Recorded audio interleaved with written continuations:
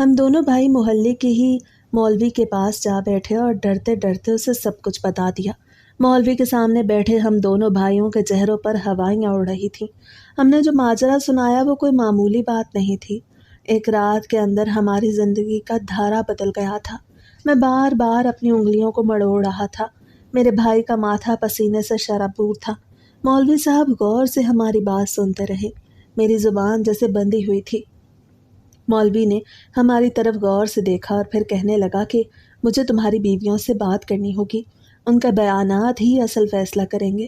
اس سن کے میرا اور میرے بھائی کا دل دھڑکنے لگا۔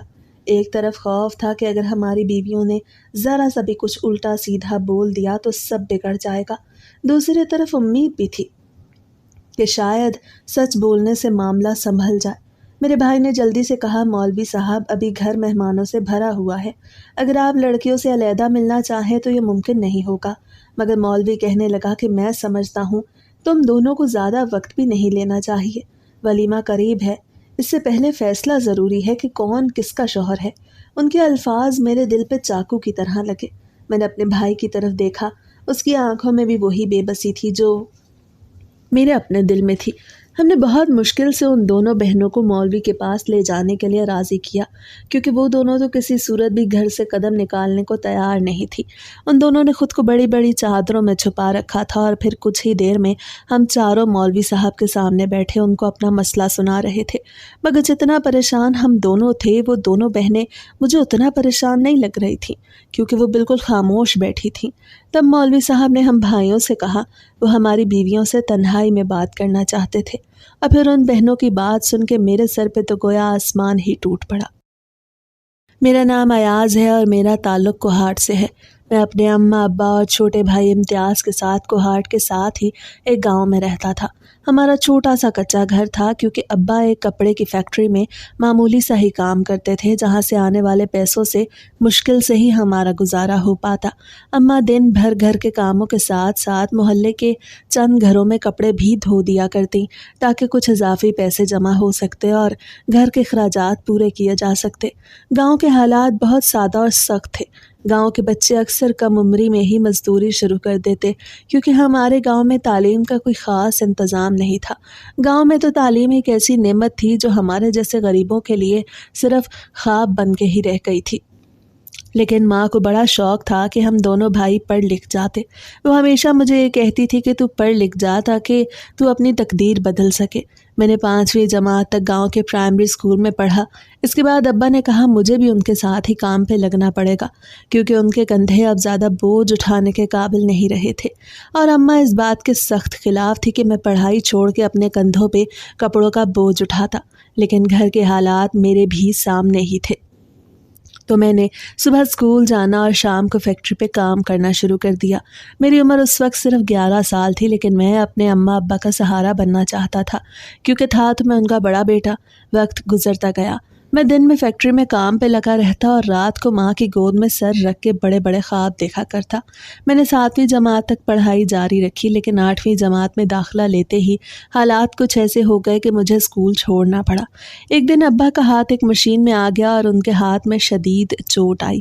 ڈاکٹر نے سختی سے منع کر دیا کہ وہ اب مزید کام نہیں کریں گے، ان کو مکمل آرام کی ضرورت تھی۔ ماں کی آنکھوں میں اس وقت آنسو تھے جب انہوں نے مجھے خود ہی پڑھائی چھوڑنے کے لیے کہہ دیا، کیونکہ ابا بہت زیادہ کام کر نہیں سکتے تھے اور ماں جتنا کما پاتی تھی اس سے گھر کا گزارا نہیں ہو سکتا تھا۔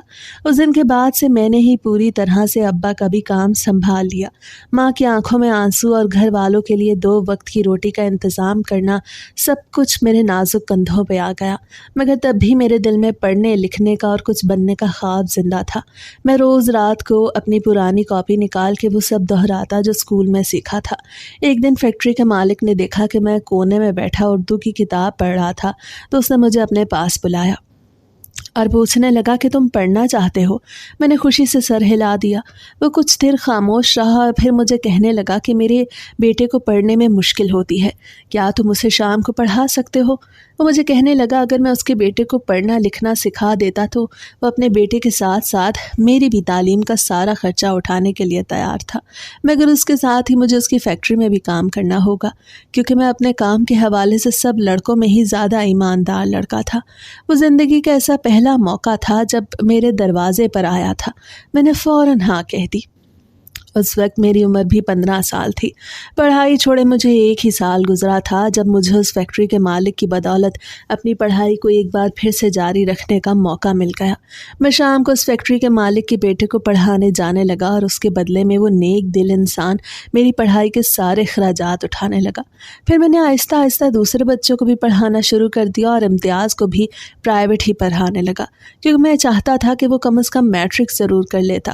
میں دن بھر فیکٹری میں کام کرتا، پھر شام کو ٹیوشن پڑھاتا اور رات کو امتیاز کے ساتھ بیٹھ کے اس کو بھی پڑھاتا اور اپنی پڑھائی بھی کرتا۔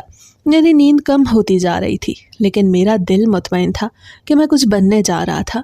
میں نے دن رات کی محنت کے بعد میٹرک کا امتحان دیا اور حیرت انگیز طور پر میں فرسٹ ڈویژن میں پاس بھی ہو گیا۔ یہ خبر جب گاؤں میں پھیلی تو کئی لوگوں نے میرا مذاق اڑایا کہ یہ لڑکا اب افسر بنے گا، مگر ماں نے میرے سر پہ ہاتھ رکھا اور مجھے کہنے لگی آج جو لوگ تجھ پہ ہنس رہے ہیں، جب تو کل کو کامیاب ہوگا تو خود ہی ثابت کر دے گا کہ وہ غلط تھے اور تو ٹھیک تھا۔ میٹرک کے بعد میں نے انٹر بھی پرائیویٹ ہی کیا، پھر میں نے کوہاٹ شہر جا کے کالج میں داخلہ لیا اور وہاں نوکری بھی تلاش کرنا شروع کر دی۔ اس وقت ماں نے میرے لیے اپنے زیور کا ایک چھوٹا سا کڑا بیچا تھا اور مجھے شہر جانے کی اجازت دے دی تھی، جبکہ چھوٹا امتیاز میری جگہ فیکٹری میں کام کرنے لگا۔ وہ اکثر ماں اور ابا سے لڑ پڑتا کہ اسے بھی میری طرح شہر جانا تھا، مگر پڑھائی میں اس کا شروع سے ہی دل نہ لگتا۔ وہ تو میں ہی تھا جس کے ڈر سے وہ کتابیں کھول کے بیٹھ جاتا تھا، مگر میرے جانے کے بعد اس کو جیسے بہانہ مل گیا کہ اسے بھی میری طرح شہر ہی جانا تھا۔ مگر اماں ابا نے اس کو سخت لہجے میں کہہ دیا کہ اگر وہ شہر جانا چاہتا تھا تو پہلے خود کو ثابت کر کے دکھاتا کہ وہ بھی کسی قابل تھا اور کچھ کر سکتا تھا، مگر وہ بس مجھے دیکھ دیکھ کے کڑتا رہتا کہ اماں ابا میرے لیے ہی فکر مند تھے۔ میں نے بھی امتیاز کو سمجھانے کی، اس کا پڑھائی میں دل لگانے کی بہت کوشش کی، مگر اس کو گاؤں کی گلیوں میں آوارہ دوسروں کے ساتھ پھرنا پڑھائی کرنے سے زیادہ بہتر لگتا تھا۔ میں اماں ابا کی دعائیں سمیٹتا شہر آ گیا۔ شہر کا ماحول میرے لیے اجنبی تھا، لیکن میرا حوصلہ تو پہلے سے ہی بلند تھا۔ میں نے ایک کالج میں داخلہ لیا اور ساتھ ہی ایک جنرل اسٹور پہ نوکری بھی شروع کر دی۔ میں صبح کالج جاتا، دوپہر کو اسٹور پہ کام کرتا اور شام کو شہر میں ہی بچوں کو ٹیوشن پڑھانے لگا۔ سارے دن کی مصروفیات کے بعد میں رات کو خود بیٹھ کے پڑھائی کرتا اور ایسے میرا سفر ایک بار پھر سے رواں ہو گیا۔ میں کئی بار تھک ہار کے سوچتا کہ واپس گاؤں لوٹ جاؤں، مگر ماں کی آواز کانوں میں گونجتی کہ پڑھ لکھ جا، تو پڑھ لکھ جائے گا تو ہمارا فخر بنے گا۔ ویسے بھی شہر میں بچوں کو ٹیوشن پڑھانے کے اچھے خاصے پیسے مل جاتے تھے، جن میں سے اماں ابا اور امتیاز کو بھی میں کچھ پیسے بھیج دیا کرتا تھا۔ ہر مہینے کے آخر میں جب میں اماں ابا اور چھوٹے بھائی سے ملنے کے لیے گاؤں جاتا تو چھوٹا بھائی اور اس کے لیے بھی کتابیں لے جاتا تاکہ اس کے دل میں بھی پڑھائی کا شوق پیدا ہو جاتا، مگر وہ تو آوارہ لڑکوں کے ساتھ پھر پھر کے آوارہ ہی ہو گیا تھا۔ تب میں نے ہی اماں ابا کو مشورہ دیا کہ وہ ہاتھ سے نکل رہا ہے، اس لیے اس کی شادی کر دیتے۔ جب اس کی بیوی گھر آتی تو خود ہی اس کو سنبھال لیتی، اور ویسے بھی جب اس کی بیوی آ جاتی تو ہی اسے کوئی ذمہ داری کا احساس ہوتا۔ اماں میری بات سن کے ہنسنے لگی اور کہنے لگی ایسا بھلا کیسے ہو سکتا ہے کہ بڑے بیٹے کے ہوتے ہوئے میں پہلے چھوٹے بیٹے کی دلہن کو گھر لے آؤں؟ مگر میرے زور ڈالنے پر اماں ابا اس شرط پہ امتیاز کی شادی کرنے کے لیے راضی ہو گئے کہ اس کے ساتھ ساتھ وہ میری دلہن کو بھی بیاہ کے لائیں گے۔ جب ماں نے فیصلہ سنایا کہ وہ اپنے دونوں بیٹوں کی شادی ایک ساتھ کرے گی تو جیسے ایک نئی بحث چھڑ گئی۔ ابا ویسے تو خاموش طبیعت کے مالک تھے، مگر وہ بھی اس بحث میں پڑ گئے کہ بھلا وہ اپنے نالائق لڑکے کے لیے کہاں سے ایک اچھی لڑکی ڈھونڈیں گے۔ اماں نے ان سے کہا کہ میرے جیتے جی میں دونوں بیٹوں کے گھر بسانا چاہتی ہوں، کیونکہ اگر ایاز نے اپنی محنت سے ہمیں سہارا دیا ہے تو امتیاز بھی آخر ہمارا ہی بیٹا ہے۔ لیکن ماں بھی جانتی تھی کہ امتیاز کے لیے رشتہ ڈھونڈنا آسان نہیں تھا۔ گاؤں کی عورتیں جب بھی مل بیٹھتیں تو ایک دوسرے کے بیٹوں کی تعریف کرتیں اور بالکل بھی نہ تھکتیں۔ کوئی کہتا کہ اس کے بیٹے کی سرکاری نوکری تھی، کسی کا بیٹا ملک سے باہر مزدوری کر رہا تھا۔ ایسے میں اماں کے لیے میرا رشتہ ڈھونڈنا تو آسان تھا، کیونکہ لوگ میری محنت اور تعلیم کی تعریفیں کرتے تھے، مگر امتیاز کے لیے رشتے کا نام لیتے ہی لوگ یا تو بہانے بنا دیتے یا صاف کہہ دیتے کہ وہی امتیاز जिसे दिन रात गांव की गलियों में आवारा लड़कों के साथ देखा जाता है, उसको भला कौन अपनी बेटी देगा। वो सब बातें सुन के माँ का दिल बैठ जाता, लेकिन वो हिम्मत न हारती। उनके दिल में एक जिद सी जाग उठी थी कि अगर बेटा पढ़ लिख के घर को सहारा दे सकता है तो शायद छोटा बेटा भी शादी के बाद बदल जाए। पढ़ाई ही मेरी अव्वलीन तरजीह थी। मैं चाहता था कि पढ़ लिख के कामयाब हो जाऊं और माँ और अब्बा की इज्जत बढ़ाऊं, उनके ख्वाब पूरे करूं। इसीलिए तो जब अम्मा ने पहले मेरी शादी की बात की तो मैंने इनकार कर दिया, मगर इम्तियाज़ को राह रास्त पे लाना बहुत ज़रूरी था।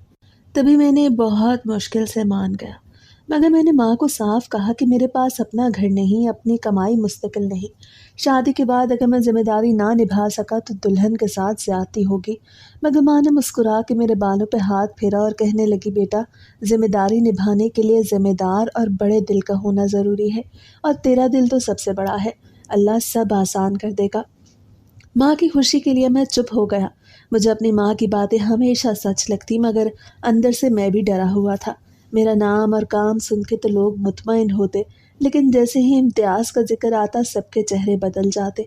एक औरत ने तो यहाँ तक कह दिया कि बहन, हम अपनी बेटी को आग में नहीं झोंक सकते।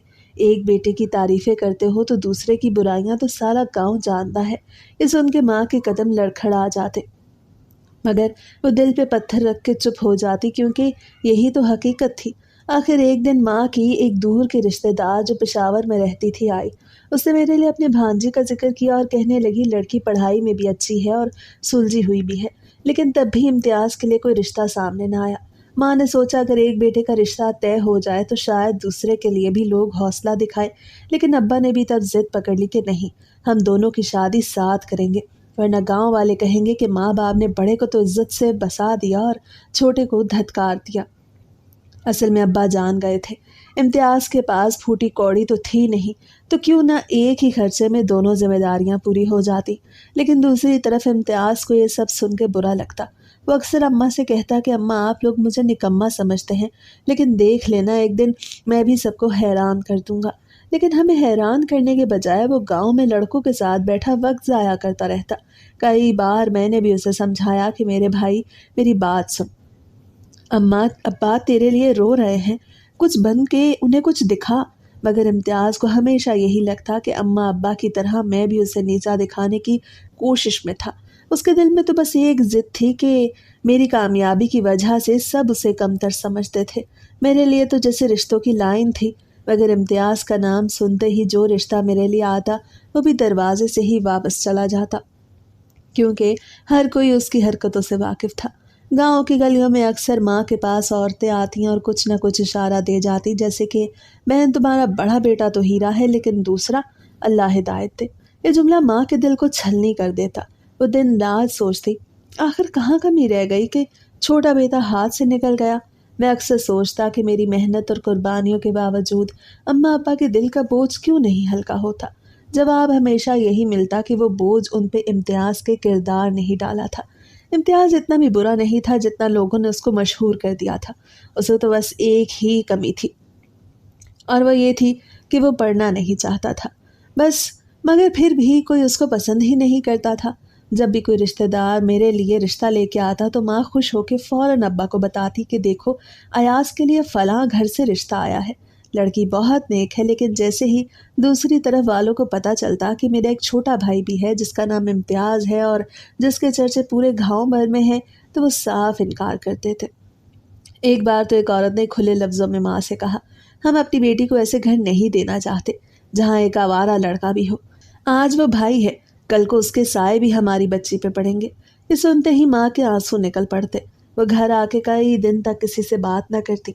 मैंने कई बार इम्तियाज़ को समझाया कि भाई, तेरी वजह से माँ का दिल टूट जाता है, उनको तरह तरह की बातें सुनने को मिलती हैं, इसलिए खुदा का वास्ता है तू बदल जा, थोड़ा संजीदा हो जा।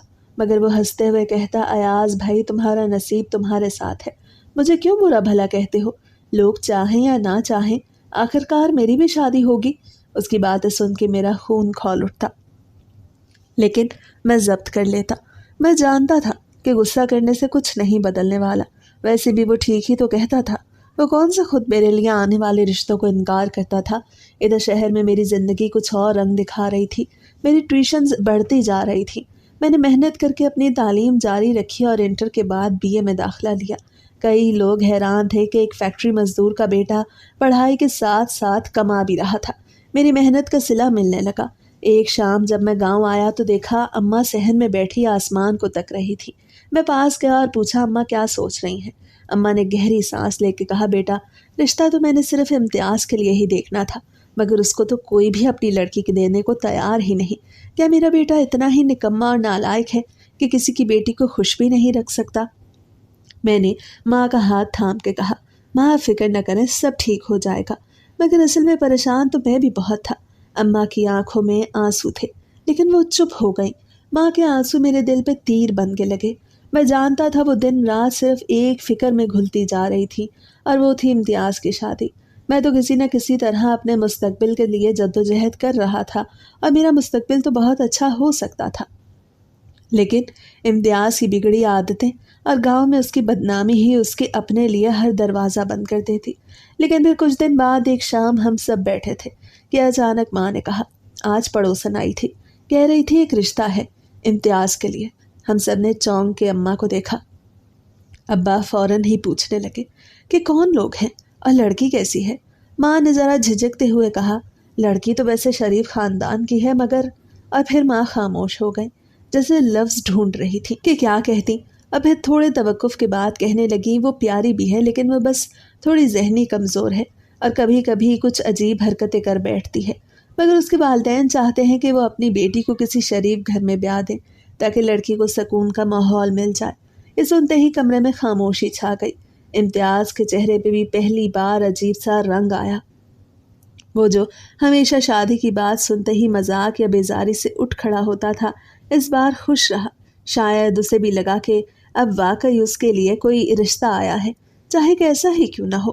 میں نے دل ہی دل میں سوچا، امتیاز میرا بھائی تھا اور وہ برا انسان نہیں تھا، لیکن لوگوں نے اس کو نہ جانے کیا سمجھنا شروع کر دیا، اور اب اس کے لیے اگر رشتہ آیا تو وہ بھی ایک ذہنی مریضہ لڑکی کا۔ کیا وہ اس کے ساتھ خوش بھی رہ سکتی تھی؟ کیا یہ انصاف ہوگا؟ تبھی میں نے احتیاط سے کہنا شروع کیا کہ ابا دیکھ تو لیں مگر سوچ سمجھ کے فیصلہ کیجیے گا۔ مگر ماں فوراً بولیں کہ سوچنے کا کیا ہے، تم سب کو پتہ تو ہے کہ میں نے کتنی جگہ اپنے بچے کے لیے رشتہ دیکھا ہے۔ اگر یہ لوگ اپنی بیٹی ہمیں دینے کو تیار ہیں تو ہمیں انکار نہیں کرنا چاہیے۔ چند دن بعد لڑکی والے ہمارے گھر آئے۔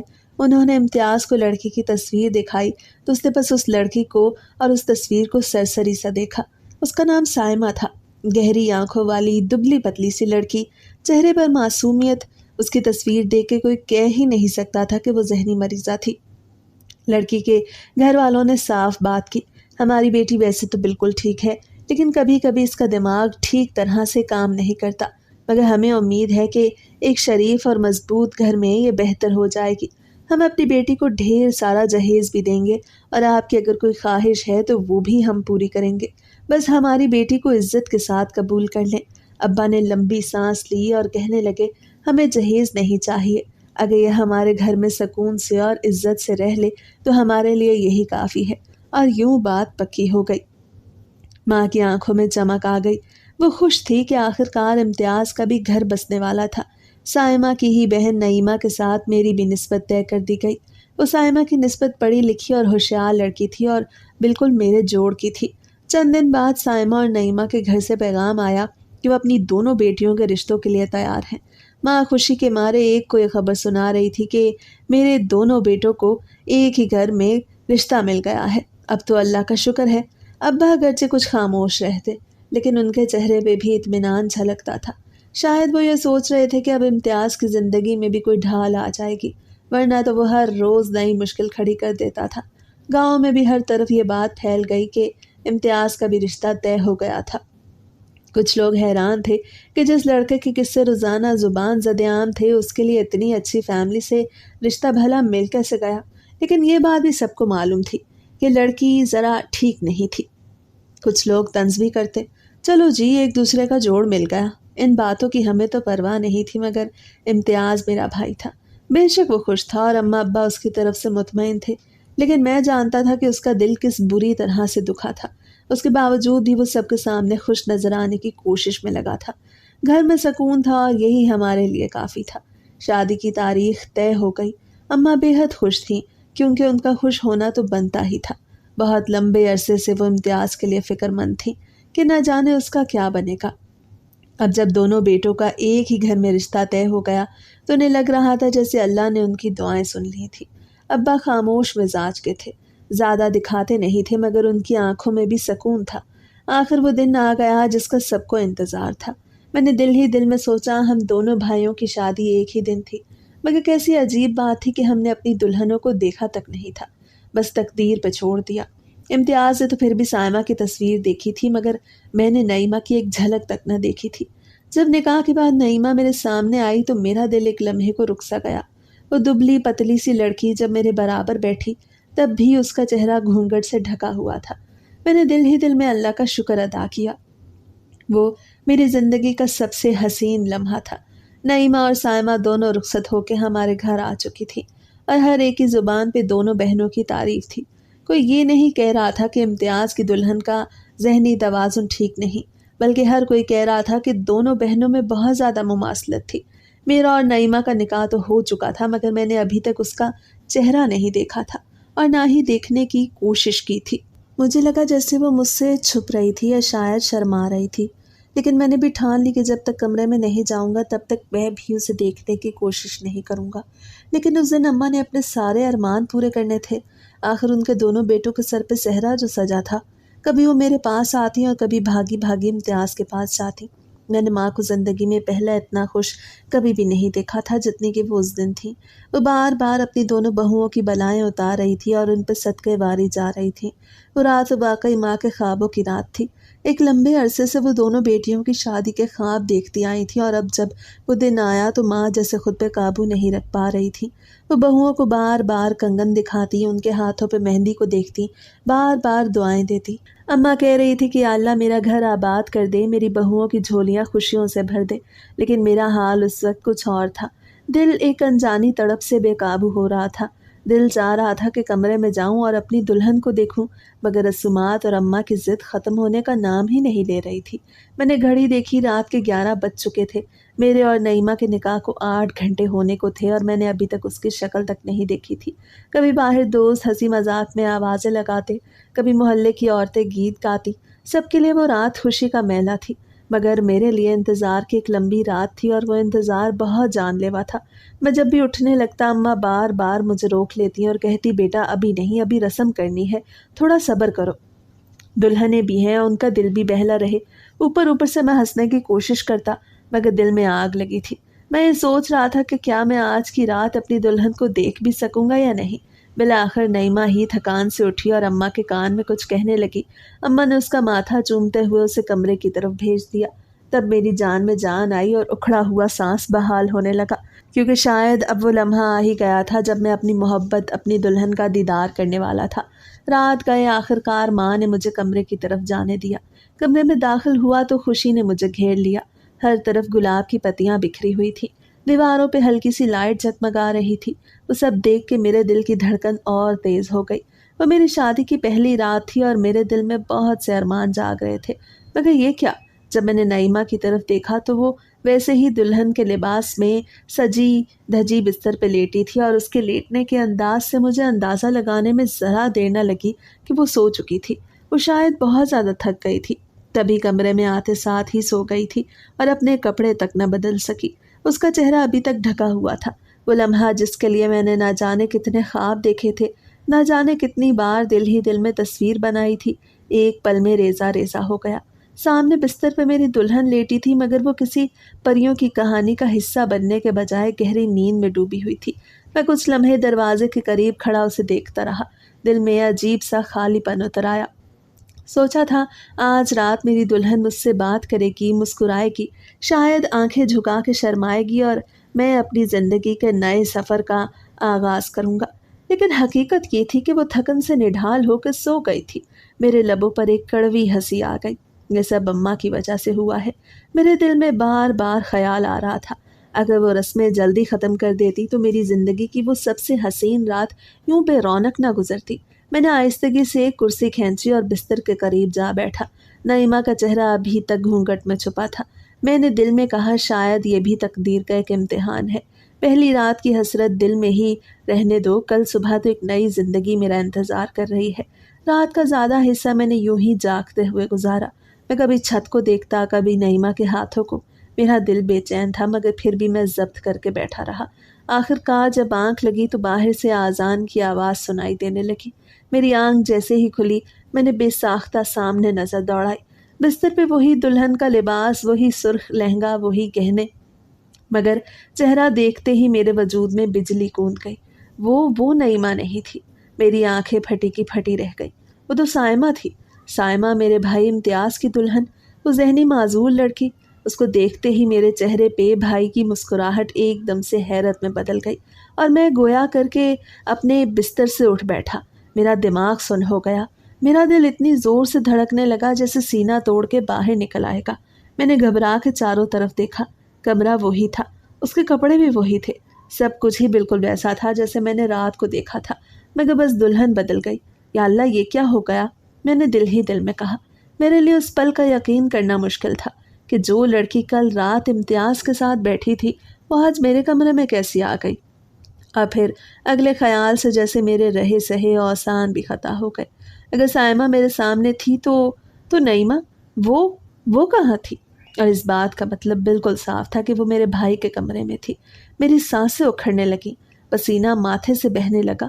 میں نے سائمہ کا نام لینے کی کوشش کی، مگر آواز جیسے حلق میں پھنس گئی۔ وہ ابھی تک پرسکون نیند میں سو رہی تھی۔ میرے ذہن میں ہزاروں خیال ایک ساتھ آنے لگے۔ کیا امتیاز نے مجھے دھوکہ دیا تھا، یا پھر کوئی غلطی ہوئی تھی؟ اماں نے کچھ کیا تھا، یا پھر میرے پاؤں کانپ رہے تھے؟ میں نے آہستگی سے سائمہ کو آواز دی۔ سائمہ! وہ چونک کے اٹھ بیٹھی، اس کی آنکھوں میں نیند اور چہرے پہ حیرانی تھی۔ آنکھیں کھولتے ہی اس نے مجھے دیکھا اور بکھلا گئی۔ آپ؟ اس کے لہجے میں بھی وہی گھبراہٹ تھی جو میرے دل میں تھی، مگر میں نے محسوس کیا کہ وہ اتنی پریشان نہیں تھی جتنا کہ میں تھا۔ ہم دونوں چند لمحے ایک دوسرے کو دیکھتے رہے۔ کمرے میں خاموشی کا ایک ایسا بوجھ تھا کہ سانس لینا مشکل ہو رہا تھا۔ میں نے دھیمی آواز میں اس سے پوچھا کہ یہ کمرہ میرا ہے، تم یہاں کیسے آئیں؟ اس نے اپنے کانپتے ہاتھوں سے آنکھیں ملی جیسے وہ کوئی خواب دیکھ رہی تھی۔ مجھے نہیں معلوم، میں تو اپنے کمرے میں تھی، بس یہ یاد ہے کہ رات اماں مجھے رسم کے لیے بلا رہی تھی، پھر سب کچھ دھندلا سا ہے۔ میں سکتے میں آ گیا۔ اگر اسے بھی کچھ یاد نہیں تھا تو پھر وہ سب ہوا کیسے؟ میرا دل چاہ رہا تھا چیخ کے سب کو بیدار کر دیتا اور پوچھتا کہ یہ کیسا کھیل ہے، مگر پھر فوراً ذہن میں آیا کہ اگر کسی کو کچھ پتہ چل گیا تو کیا ہوگا؟ گاؤں کے لوگ تو پہلے ہی ہمارے خاندان پر انگلیاں اٹھاتے نہ تھکتے تھے، اور گھر بھی مہمانوں سے بھرا تھا۔ اگر ذرا سی بھی بات ہو جاتی تو پل بھر میں پورے گاؤں کو بدل جاتا کہ ہم دونوں کی بیویاں راتوں رات بدل گئیں۔ وہ رات اور وہ لمحے میرے دل پہ ایسے نقش ہو گئے جیسے کوئی تیز آگ میرے وجود کو سلگا رہی تھی۔ سائمہ کا چہرہ میرے سامنے تھا، اور مجھے ایک ہی سوال بار بار کو چل رہا تھا کہ نعیمہ کہاں ہے؟ میں نے فوراً دروازے کی طرف دوڑا۔ باہر مہمانوں کی ہنسی، عورتوں کی آوازیں، سب معمول کے مطابق تھا، مگر میرے اندر ایک طوفان اٹھ کھڑا ہوا۔ اگر میں کمرے سے باہر جاتا تو کمرے میں عورتیں آ جاتی، اور نعیمہ کے بجائے سائمہ کو میرے کمرے میں دیکھ کے شاید وہ بھی وہی سوچتی جو میں سوچ رہا تھا۔ کچھ لمحات میں میں نے وہی قدم سیدھا امتیاز کے کمرے کی طرف رکھ دیا۔ دروازہ آہستگی سے کھٹکھٹایا، مگر کوئی جواب نہ آیا۔ میں نے اپنے دل میں ہر ممکن وجہ سوچی کہ ہو سکتا ہے وہ کوئی چوری ہوتی، کوئی سازش، کوئی شرارت، یا پھر کوئی خوفناک حقیقت، مگر عقل ایک جگہ جم کے رہ گئی۔ مگر پھر میں نے خاموش رہنا ہی بہتر سمجھا۔ میں واپس اپنے کمرے میں آیا تو سائمہ ابھی تک بستر پہ حیران بیٹھی تھی۔ اس وقت اسے دیکھ کے پہلی بار مجھے کیسے محسوس ہوا کہ وہ ذہنی مریضہ نہیں تھی، بلکہ بالکل ٹھیک ٹھاک لڑکی تھی۔ میں دھڑکتے دل کے ساتھ آہستہ آہستہ امتیاز کے کمرے کی طرف بڑھا۔ مجھے اپنے قدم اتنے بھاری لگ رہے تھے جیسے زمین میرے تلووں سے چپک گئی ہو۔ دروازے پہ پہنچ کے میں نے گہری سانس لی، ہمت کر کے ہلکی سی دستک دی۔ اندر سے کوئی جواب نہ آیا۔ ایک لمحے کو سوچا واپس پلٹ جاؤں، مگر دل میں بے چینیاں اور طوفان مجھے روک نہ سکے۔ میں نے دروازے کو آہستگی سے دھکیلا۔ کمرہ نیم اندھیرے میں ڈوبا ہوا تھا، صرف ایک مدھم سی لائٹ جل رہی تھی، اور پھر جو منظر میری آنکھوں کے سامنے آیا اس نے میرے وجود کو ہلا کے رکھ دیا۔ امتیاز بستر کے کنارے بیٹھا تھا، اس کے چہرے پہ ہوائیاں اڑی ہوئی تھیں، آنکھیں سرخ، بال بکھرے جیسے وہ بھی پوری رات کا جاگا ہوا تھا۔ اب نعیمہ، وہ تو مجھے کمرے میں کہیں دکھائی ہی نہ دی۔ میری آنکھوں اور امتیاز کی آنکھوں کا سامنا ہوا۔ چند لمحے ہم دونوں ایک دوسرے کو دیکھتے رہ گئے، کوئی بھی کچھ بولنے کے قابل نہ رہا۔ پھر اچانک امتیاز کھڑا ہو گیا اور تیز قدموں سے میری طرف آیا اور غصے سے کہنے لگا کہ یہ کیا ماجرا ہے۔ میں نے اپنے خشک لبوں پہ زبان پھیری اور اس کو کہنے لگا، یہی سوال تو میں تم سے پوچھنے آیا ہوں کہ میرے کمرے میں تمہاری دلہن بیٹھی ہے، تمہارے کمرے میں میری۔ اس کے لہجے میں الجھن کے ساتھ ساتھ خوف بھی تھا۔ رات کو آخر ایسا ہوا کیا؟ میں نے سر تھام لیا، دل چاہ رہا تھا زمین پھٹے اور میں اس میں سما جاؤں۔ امتیاز، میں نے صبح آنکھ کھولی تو سامنے سائمہ تھی۔ میں سوچ رہا تھا کہ تم نے کوئی چال چل دی ہے، مگر تمہارا حال دیکھ کے لگ رہا ہے کہ تم بھی میری ہی طرح حیران ہو۔ امتیاز نے ایک قدم پیچھے ہٹتے ہوئے کانپتی آواز میں کہا کہ خدا کی قسم میں نے کچھ نہیں کیا، مجھے تو اب تک سمجھ نہیں آ رہا کہ یہ سب کیسے ہو گیا۔ میں نے ہمت کر کے پوچھا کہ کیا نعیمہ کو کچھ یاد ہے؟ امتیاز نے بھی نفی میں سر ہلایا۔ وہ جو کچھ ہو رہا تھا ہم جیسے غیرت مند مردوں کے ہوش اڑانے کے لیے کافی تھا۔ وہی بات سائمہ نے بھی کہی کہ اسے کچھ یاد نہیں کہ رات کو کیا ہوا۔ تب بھی میرا دل ماننے کو تیار نہیں تھا کہ دونوں بہنوں کو کچھ یاد نہیں تھا اور دونوں کے کمرے بدل گئے۔ وہ حادثہ تو نہیں تھا، وہ تو کوئی ارادی کام لگ رہا تھا۔ امتیاز نے میرے قریب آ کے سرگوشی کی کہ مجھے تو یہ سب اماں کا کیا دھرا لگتا ہے۔ میں چونک گیا۔ اماں؟ لیکن وہ کیوں ایسا کریں گی؟ اس کی آنکھوں میں غصہ جھلکنے لگا۔ سوچو ذرا، سائمہ کی حالت کے بارے میں سب جانتے تھے، گاؤں والے باتیں نہ بنائیں، اس لیے شاید اماں نے سوچا تمہارے جیسے سمجھدار اور پڑھے لکھے بیٹے کے ساتھ سائمہ کو بیاہ دینا بہتر ہوگا، اور میری قسمت میں نعیمہ آ گئی۔ میرے جسم میں ایک جھرجھری سی دوڑ گئی۔ یہ سوچنا بھی کتنا خوفناک تھا کہ میری اپنی ماں نے ایسا فیصلہ کیا ہو، مگر پھر دل کہنے لگا کہ یہ ممکن ہے۔ اماں سائمہ کے مسئلے کو چھپانے کے لیے کچھ بھی کر سکتی تھی۔ میں نے بمشکل اپنے جذبات قابو میں رکھے۔ اگر ایسا ہے تو اب ہم کیا کریں؟ امتیاز نے تڑپ کے مجھ سے کہا، ابھی جا کے اماں سے پوچھتے ہیں۔ لیکن میرے دل نے روکا کہ نہیں، ابھی نہیں، اگر شور مچ گیا تو پورے گاؤں کو خبر ہو جائے گی، سوچو ہماری عزت کا کیا ہوگا۔ وہ لمحہ ہم دونوں بھائیوں کے لیے قیامت سے کم نہیں تھا۔ نعیمہ اور سائمہ دونوں ہمارے سامنے تھی اور ہمیں کوئی راہ نظر نہیں آ رہی تھی۔ میں نے دھیرے سے کہا، ابھی خاموش رہنا بہتر ہے، وقت آنے پہ سب صاف ہو جائے گا۔ وہ میری شادی کا دوسرا دن تھا اور میں نے اپنی بیوی کی شکل تک نہیں دیکھی تھی، بلکہ اس رات ایک جو کچھ بھی ہو چکا تھا شاید مجھے اسے دیکھنے کی حسرت ہی نہیں رہی تھی۔ امتیاز نے بیزاری سے سر جھٹکا اور کرسی پہ جا بیٹھا۔ میں واپس اپنے کمرے کی طرف چل پڑا۔ سائمہ اب جاگ چکی تھی اور حیرانی سے میرا انتظار کر رہی تھی۔ میں نے اسے دیکھا تو دل مزید بوجھل ہو گیا۔ وہ سادہ سی معصوم صورت لڑکی تھی، اس کی آنکھوں میں خوف اور معصومیت دونوں ہی جھلک رہے تھے۔ مگر آخر کب تک ہم ایسے ہی اپنے کمروں میں بند رہتے؟ گھر مہمانوں سے بھرا تھا اور ولیمے کی تیاری بھی تو کرنی تھی، مگر کس کا ولیمہ، کس کے ساتھ؟ تب میں نے اور امتیاز نے فیصلہ کیا کہ اس سے پہلے گھر میں کسی کو بھی معلوم ہو، اس سب کے بارے میں معلوم ہوتا، ہم کسی مولوی سے اس مسئلے کے بارے میں پوچھ سکتے تھے کہ ہمارے لیے اب کیا حکم تھا۔ تب میں نے سائمہ کو سختی سے ہدایت کی کہ وہ کمرے سے تب میں نے اور امتیاز نے فیصلہ کیا کہ اس سے پہلے کہ گھر میں کسی کو بھی اس سب کے بارے میں معلوم ہوتا، ہم کسی مولوی سے اس مسئلے کے بارے میں پوچھ سکتے تھے کہ ہمارے لیے اب کیا حکم تھا۔ تب میں نے سائمہ کو سختی سے ہدایت کی کہ وہ کمرے سے باہر نہیں جائے گی، چاہے اس کے کمرے کا دروازہ جتنا مرضی کوئی پیٹ لے۔ ہم دونوں بھائی محلے کے ہی مولوی کے پاس جا بیٹھے اور ڈرتے ڈرتے اسے سب کچھ بتا دیا۔ مولوی کے سامنے بیٹھے ہم دونوں بھائیوں کے چہروں پر ہوائیاں اڑی ہوئی تھیں۔ ہم نے جو ماجرا سنایا وہ کوئی معمولی بات نہیں تھی۔ ایک رات کے اندر ہماری زندگی کا دھارا بدل گیا۔ میں بار بار اپنی انگلیوں کو مڑوڑ رہا تھا۔ امتیاز کا ماتھا پسینے سے شرابور تھا۔ مولوی صاحب غور سے ہماری بات سنتے رہے، پھر گہرا سانس لے کے کہنے لگے، شریعت صاف ہے، اگر تم میں سے کسی نے بھی دلہن کے ساتھ ازدواجی تعلق قائم نہیں کیا تو تم پہ کوئی گناہ نہیں، نکاح اپنی جگہ قائم ہے، لیکن چونکہ تم دونوں کی دلہنیں بدل گئیں اس لیے معاملہ بہت نازک ہے۔ میری زبان جیسے بندھی ہوئی تھی۔ میں نے اپنے دل کی بات بھی مولوی سے کہہ دی۔ ہم جانتے ہیں کہ ہم بے قصور ہیں، مگر کوئی دوسرا یہ بات مانے گا؟ ہمارے گاؤں والے تو باتوں کو ہوا دینے میں ماہر ہیں، اگر کسی کو پتہ چل گیا تو ہماری عزت کا جنازہ نکل جائے گا۔ مولوی نے ہماری طرف غور سے دیکھا اور کہنے لگا، مجھے تمہاری بیویوں سے بات کرنی ہوگی، ان کے بیانات ہی اصل فیصلہ کریں گے۔ یہ سن کے میرا اور امتیاز کا دل دھڑکنے لگا۔ ایک طرف خوف تھا، اگر سائمہ یا نعیمہ نے ذرا سا بھی کچھ الٹا سیدھا بول دیا تو سب بگڑ جائے گا، دوسری طرف امید کہ شاید سچ بولنے سے معاملہ سنبھل جائے۔ امتیاز نے جلدی سے کہا، مولوی صاحب ابھی گھر مہمانوں سے بھرا ہے، اگر آپ لڑکیوں سے علیحدہ ملنا چاہتے ہیں تو یہ ممکن نہیں ہوگا۔